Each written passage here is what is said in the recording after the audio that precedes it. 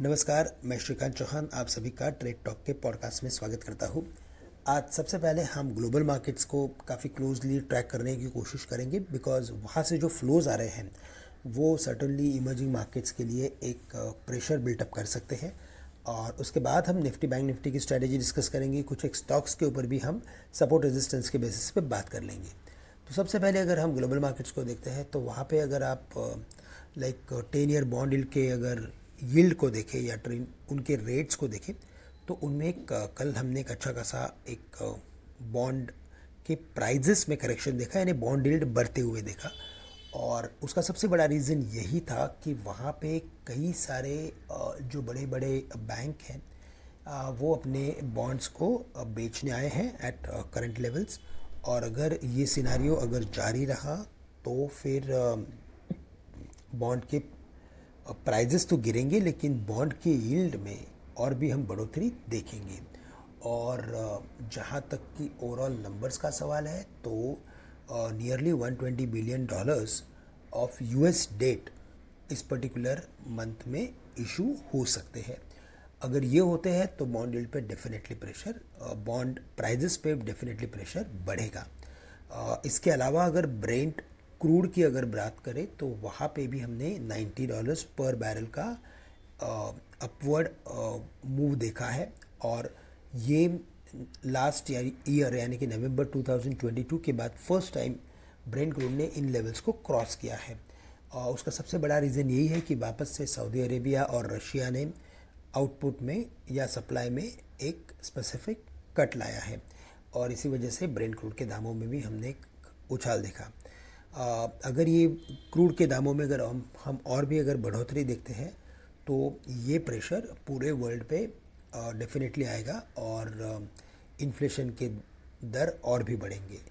और इसी वजह से फेड को भी इस पर्टिकुलर इवेंट को काफ़ी क्लोजली ट्रैक करना पड़ेगा।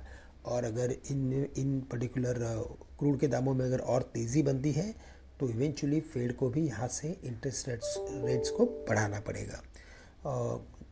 ज़रूरी नहीं कि वो सितंबर मीटिंग में ही रेट्स को बढ़ाए, लेकिन इवेंचुअली अगर क्रूड के दामों में तेज़ी रही तो हमें लगता है कि इन्फ्लेशन की दर और बढ़ेगी। इसके अलावा अगर हम हमारे मार्केट्स को देखते हैं तो यहाँ पे हमने गिफ्ट निफ्टी को एक फ्लैटिश लेवल्स पे ट्रेड करते हुए देखा है। शायद हम एक बार 19,620 650 के रेंज में निफ्टी को खुलते हुए देख सकते हैं, लेकिन वहाँ पे हमें लगता है कि मार्केट में एक अच्छा खासा प्रेशर बन सकता है। सिंस अगस्त के बिगिनिंग से अगर आप देखें तो मार्केट ने 19,650 के लेवल्स को क्रॉस करने में नाकामयाबी दिखाई है। तो हमें लगता है कि वापस से एक बार 19,650 के करीब सेलिंग प्रेशर बन सकता है। स्ट्रैटेजी 19,600 से लेकर 650 के रेंज में शॉर्टिंग की होनी चाहिए। कुछ पोजीशंस को कम किया जा सकता है। 19,700 का स्टॉप लॉस रखें। शॉर्ट टर्म में मार्केट ओवरबॉट स्टेटस में आ चुके हैं तो यहाँ पे अगर कोई भी रिवर्सल अगर फॉर्मेशन आता है तो हम एक करेक्शन देख सकते हैं।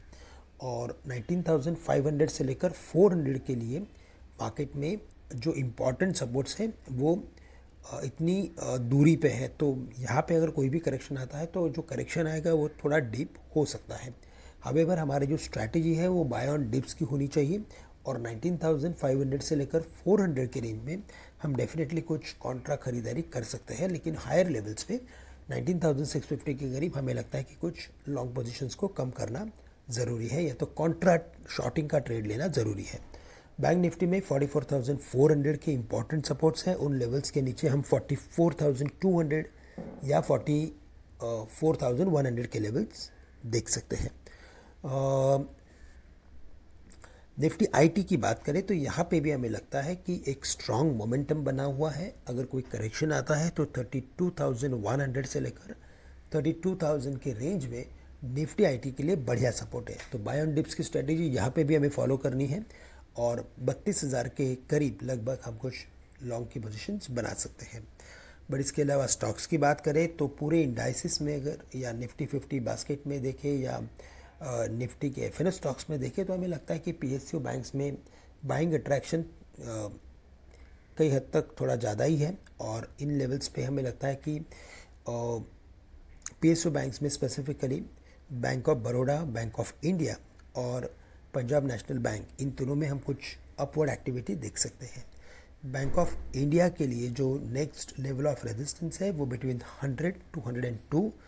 बैंक ऑफ बड़ौदा के लिए जो रेजिस्टेंस निकल के आ रहा है वो है 202 से लेकर 205, और पीएनबी के लिए जो रेजिस्टेंस निकल के आ रहे हैं वो है 72 से लेकर 74 के। तो बेस्ड ऑन देयर एक्टिविटी हम यहाँ पे कुछ पोजीशंस बना सकते हैं। और अगर आईटी स्टॉक्स की बात करें तो मुझे लगता है कि कई सारे स्टॉक्स अपने इम्पॉर्टेंट रेजिस्टेंस के करीब है, लेकिन अगर कोई करेक्शन आता है तो टीसीएस और एचसीएल टेक्नोलॉजीज में हम कुछ लॉन्ग की पोजीशंस बना सकते हैं। तो दोस्तों आज के लिए बस इतना ही। आप सभी से मैं आज के लिए विदा लेता हूँ। धन्यवाद।